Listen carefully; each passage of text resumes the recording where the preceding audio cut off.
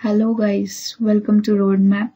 Today's topic is Soil Part 2, and if you like the video, don't forget to click on subscribe button.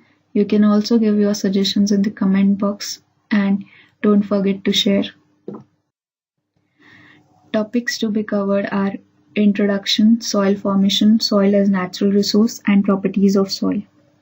As we all know that soil is the topmost layer of Earth's crust and it provides a foundation for a vast number of plants and animals. And it is also a storehouse of minerals. It is important for the growth of plants.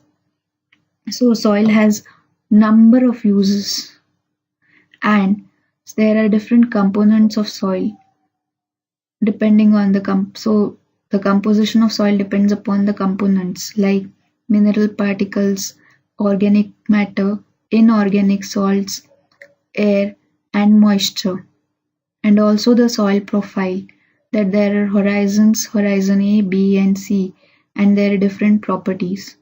So all this we learned in the previous video. You can go and check the video for more details.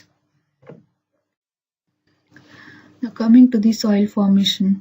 In the beginning, Earth's crust is made up of thick layer of rocks. These rocks were heated by sun and cooled. Then it was cracked by rain. Alternate heating and cooling cracked the rocks.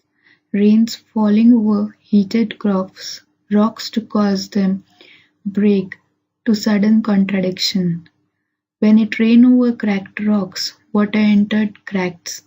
In winter, it froze into ice, and ice in the surfaces of rocks expanded and caused rocks to break into more smaller pieces due to the strong winds and other causes. These rocks hit each other and broken into even smaller pieces. This is how thin layer of soil on Earth's crust formed over thousands of years ago. Soil formation is a slow process and it occurs all time. Thousands of layers it takes to form a soil.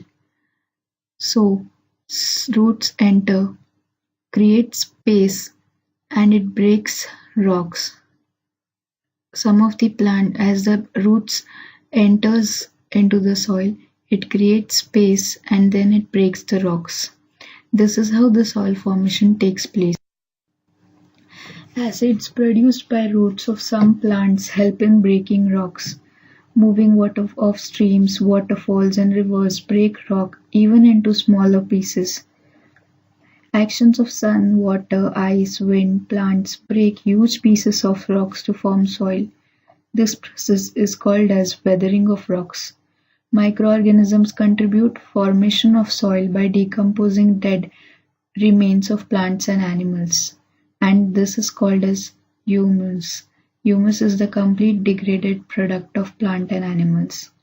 So this is about the soil formation. Now, there are different properties of soil. Color. Soil has got different colors like grey, black, red. The darker soil is more rich in organic matter than the lighter soil. The texture is depending upon the size of different particles of soil. So the size of soil particle shows the texture. Like the gravel particle has 2 to 5 mm in diameter, sand 0.05 to 2 mm in diameter, silt 0.02 to 0.05 mm in diameter. Clay is less than 0.02 mm in diameter. It has also got the property of aeration. Size of particles directly affects size of air pockets present in it. Sandy soil is aerated better than the clay soil. So these are the properties: color, texture, aeration. Drainage. Drainage is also a property of soil. Clay soil are sticky and have poor drainage, while sandy soil are porous and have good drainage. It has also a property of chemical nature. Depending upon the chemical nature, it is grouped into acidic, alkaline, and neutral. So these are all the 5 properties of soil: color, texture, aeration, drainage, and chemical nature. Soil as a natural resource. As we all know that soil is a very important natural resource available to man, and it is considered valuable because of these following reasons. It provides a base for growing crops. It is a base on which all plants grow.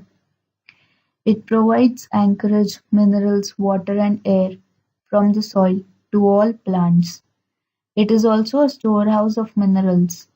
A large number of minerals are present in soil. These minerals are extracted and made use of in a large number of industries. Some of the common minerals found are gypsum, rock salt, calcite, bauxite, etc. It also provides activities that are a source of employment. Soil is used for various purposes. It is used for construction of buildings, roads, bridges, industries, dams. It is used for cultivation of crops. All these activities give employment to thousands of people. Soil as a raw material. It is used as a raw material for making bricks, pottery, mortar and other materials. It is also used in building huts and sheds. Habitat for microorganisms. Soil makes a very good natural habitat for various microorganisms. These microorganisms form humus and make soil fertile. Among animals living in soil are insects, white ants, grasshoppers, centipedes, millipedes, scorpions, beetles, earthworms, and sandworms. Big animals like moles, rabbits, rats build their homes in soil. As we all know, earthworm is popularly known as farmer's friend or nature's ploughman because of its activities in soil. It makes burrows into soil, thus mixing soil well, and its excreta, called worm cast, enriches soil with nitrogen. Water storage. Rainwater percolates through soil and accumulates above bedrock to form the water table. This water is pumped out by us for domestic or agricultural uses. So these are following reasons because of which soil is important, and soil as a natural resource, how it helps to us.